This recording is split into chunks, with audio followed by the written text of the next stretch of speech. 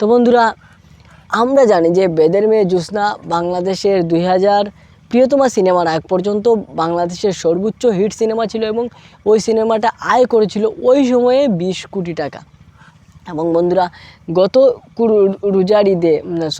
কুরবানির ঈদে প্রিয়তমা সিনেমা রিলিজ হয় এবং সেই সিনেমাটা প্রায় 42 কোটি টাকা ব্যবসা করে এবং সেই 42 কোটি টাকা ব্যবসা করার কারণে এটা বেদের মেয়ে জ্যোৎস্নাকে ছাড়িয়ে প্রথম বাংলাদেশের সর্বোচ্চ হিট সিনেমায় ইন্ডাস্ট্রি হিট সিনেমায় রূপান্তরিত হয় এবং এরপরে ওয়েলকাম টু দ্য সমালোচনার দুনিয়া। তো বন্ধুরা, আজকে আমরা কথা বলতে যাচ্ছি তুফান সিনেমা নিয়ে।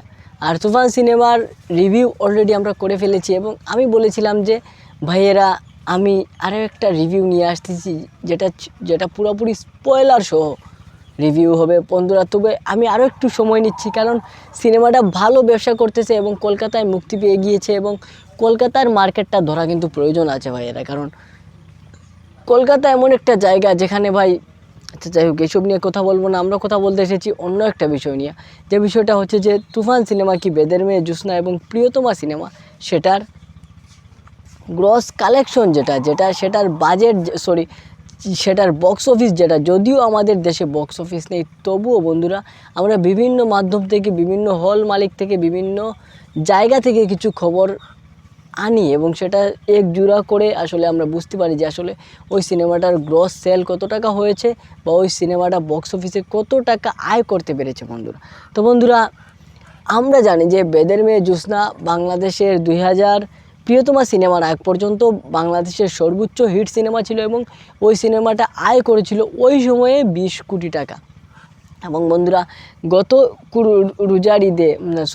কুরবানির ঈদে প্রিয়তমা সিনেমা রিলিজ হয় এবং সেই সিনেমাটা প্রায় 42 কোটি টাকা ব্যবসা করে এবং সেই 42 কোটি টাকা ব্যবসা করার কারণে এটা বেদের মেয়ে জ্যোৎস্নাকে ছাড়িয়ে প্রথম বাংলাদেশের সর্বোচ্চ হিট সিনেমায় ইন্ডাস্ট্রি হিট সিনেমায় রূপান্তরিত হয় এবং এরপরে আর কয়েকটা বছর চলে গিয়েছে, কেউ ওই সিনেমাকে বিট করতে পারে না এবং আবারও শাকিব খান ওই জায়গায় এসেছেন। শাকিব খান তার তুফান সিনেমা নিয়ে এসেছিলেন এবং পুরো দেশের মধ্যে তুফান সিনেমার সে কি ক্রেজ ভাই।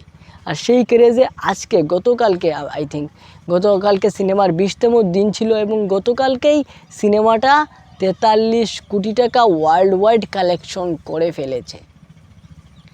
এখন ওয়ার্ল্ড ওয়াইড নাকি বাংলাদেশে, এটা নিয়ে আমি কিছুটা কনফিউজ আছি। এখন যেহেতু এখনও সিনেমাটা যথেষ্ট রান দিচ্ছে, গতকালকেও আমরা খবর পেয়েছি যে গতকালকেও বাংলাদেশের মার্কেটে 90 লক্ষ টাকা ইনকাম করেছে। তাহলে বুঝেন ডেলি কীভাবে সিনেমাটা আরও ইনকাম করবে। প্রতিদিন 1 কোটি টাকা হলে আরও 10-20 দিন বা 1 মাস সিনেমাটা চললে কিন্তু 70 থেকে 80 কোটি টাকার ইনকাম হয়ে যাবে। ওয়ার্ল্ড ওয়াইড মিলিয়ে প্রায় 100 কোটি ক্রস করে ফেলতে পারে ওই সিনেমাটা। তাই এটা কনফার্ম যে বন্ধুরা, এটা কনফার্ম যে বেদের মেয়ে জ্যোৎস্না প্রিয়তমা সিনেমা এই দুইটার রেকর্ড কিন্তু অলরেডি ভেঙে দিয়েছে তুফান সিনেমা এবং বাংলাদেশের ইতিহাসের ইন্ডাস্ট্রি হিট হিসেবে রূপান্তরিত হয়েছে এবং ইন্ডাস্ট্রি হিট সিনেমা হিসেবে নিজের জায়গা করে নিয়েছে। এবং কলকাতায় হয়তো বা কিছুটা পারফরমেন্স খারাপ যেতে পারে, সেটা নিয়েও আমরা কথা বলবো, কারণ কি কারণে কলকাতার মার্কেটটা ধরতে পারতেছে না বাংলা সিনেমাগুলো। আর অবশ্যই সেটা নিয়ে আমরা আলোচনা করব। দেখা হচ্ছে বন্ধুরা নেক্সট ভিডিওতে। আজকের মতো বিদায়, ভালো থাকবেন, আসসালামু আলাইকুম।